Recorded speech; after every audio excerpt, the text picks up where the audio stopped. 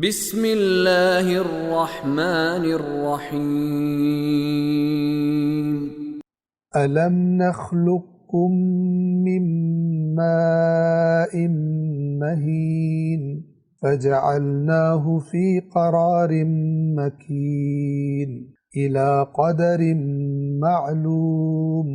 فَقَدَرْنَا فَنِعْمَ الْقَادِرُونَ وَيْلٌ يَوْمَئِذٍ لِّلْمُكَذِّبِينَ۔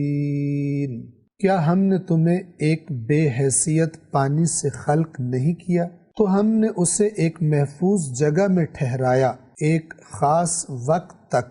سو ہم نے اندازے مقرر کیے تو ہم کیا خوب اندازے مقرر کرنے والے ہیں۔ اس دن جھٹلانے والوں کے لیے ہلاکت ہوگی۔ اللہ تبارک و تعالیٰ ان افراد سے کہ جو قیامت کے دن کو اس لیے جھٹلا رہے ہیں کہ وہ یہ سمجھ رہے ہیں کہ دوسری دفعہ پیدا کرنا کوئی بڑا مشکل کام ہے، تو اللہ تبارک و تعالیٰ گویا ان سے ان آیات کے ذریعے یہ فرمانا چاہتا ہے کہ یہ نہ کہو، یہ عاقلانہ عقل مندوں والی بات نہیں ہے، سمجھداری والی بات نہیں ہے کہ تم یہ کہہ رہے ہو کہ دوسری دفعہ بھلا کون پیدا کرے گا، بلکہ اگر واقعاً عقل مندی سے اس مسئلے پر غور کرنا چاہتے ہو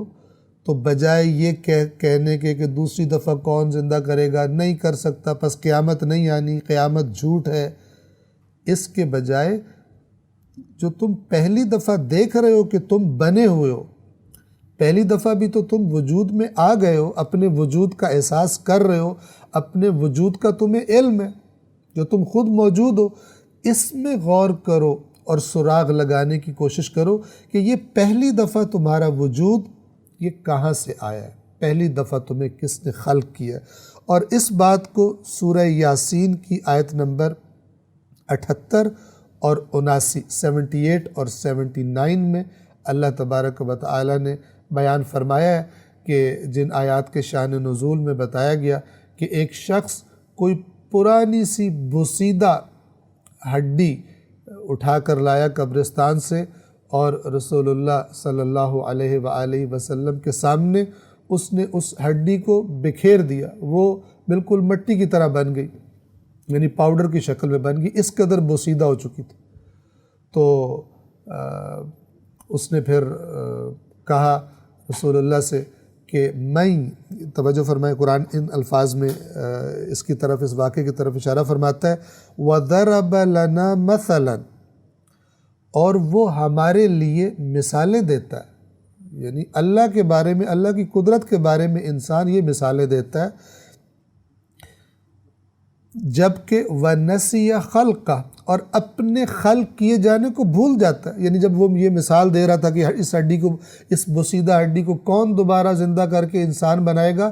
تو یہ کرتے وقت وہ اپنی پہلی دفعہ خلق کیے جانے کو گویا بھول گیا، وَنَسِيَ خَلْقَهُ، اپنے خلق کیے جانے کو بھول گیا اور کہنے لگا قَالَ مَن يُحْيِي الْعِظَامَ وَهِيَ رَمِيمٌ، اور کہنے لگا کہ کون ان ہڈیوں کو زندہ کرے گا جبکہ وہ رمیم یعنی بوسیدہ ہو جائیں گی، خس و خاشاک بن جائیں گی، مٹی کے ساتھ مٹی ہو جائیں گی، ان ہڈیوں کو بھلا کون زندہ کرے گا۔ لیکن یہ مثال دیتے وقت، یہ بات کرتے وقت، یہ دعویٰ کرتے وقت، یہ اعتراض کرتے وقت وہ بیچارہ یہ بھول گیا کہ پہلی دفعہ بھی تو جبکہ تو کچھ بھی نہیں تھا کسی ذات نے تجھے خلق کیا ہے۔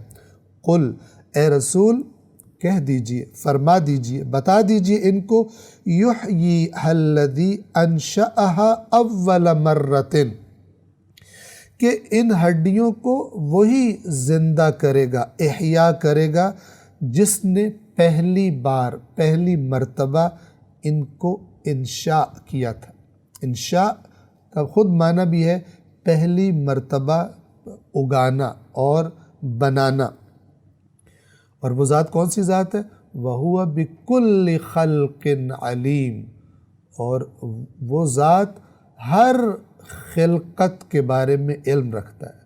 پہلی دفعہ بنانے کا بھی علم رکھتا تھا کہ جب تو موجود ہی نہیں تھا اس قسم کے بیہودہ دعوے کرنے کے لیے اور ایسی بیہودہ مثالیں دینے کے لیے، اس وقت بھی اسے علم تھا کہ کیسے خلق کرنا ہے، اور مرنے کے بعد اور مٹی میں مٹی ہو جانے کے بعد دوبارہ اس نے اسی انسان کو کیسے زندہ کرنا ہے اور بنانا ہے، پہلی خلقت اور دوسری خلقت اور ہر قسم کی خلقت کا وہ ذات اقدس علم رکھتا ہے۔ پس آیت نمبر 24 میں دوبارہ پھر اسی بات کی تکرار کی کہ ان باتوں میں غور کرو تو تم جان لو کہ اگر ان کو جھٹلاؤ گے تو پھر وہ دن تو تمہارے جھٹلانے سے رکے گا نہیں آنے سے۔ آیت نمبر 24 میں دوبارہ فرمایا وَيْلٌ يَوْمَئِذٍ لِّلْمُكَذِّبِينَ، اس دن جھٹلانے والوں کے لیے ہلاکت ہوگی۔ یہ بار بار کی تکرار مثالیں دے کر نیا موضوع چھیڑ کر، یعنی مختلف موضوعات کو چھیڑ کر اللہ تبارک و تعالیٰ بار بار اس جملے کی تکرار فرما رہا ہے وَيْلٌ يَوْمَئِذٍ لِّلْمُكَذِّبِينَ۔ غور کرو ان آیات میں، غور کرو ہماری قدرت پر، غور کرو ہماری باتوں میں، اس دن کو نہ جھٹلاؤ، اس دن کے لیے اپنے آپ کو آمادہ کر لو۔ تم اتنا بڑا جہان بنا ہوا اور چلتا ہوا اور کیا بہترین چلتا ہوا دیکھ رہے ہو اس کائنات کو، تم انسان اپنے وجود کے اندر غور کرے، کتنی چیزیں انسان کے بدن میں ہیں کہ جو مسلسل کام کیے جا رہی ہیں، اور تب انسان چلتا پھرتا ہے اور زندہ رہتا ہے۔ تو جو اس نظام کو بنانے والا ہے وہ دوبارہ بھی اس نظام کو بنا سکتا ہے۔ جان لو کہ اگر جھٹلا دیا تو پھر جھٹلانے والوں کے لیے اس دن تباہی ہے۔ آیت نمبر 24 کا بیان یہاں پر تمام ہوتا ہے۔ والسلام علیکم ورحمۃ اللہ وبرکاتہ۔ صدق اللہ العلی العظیم۔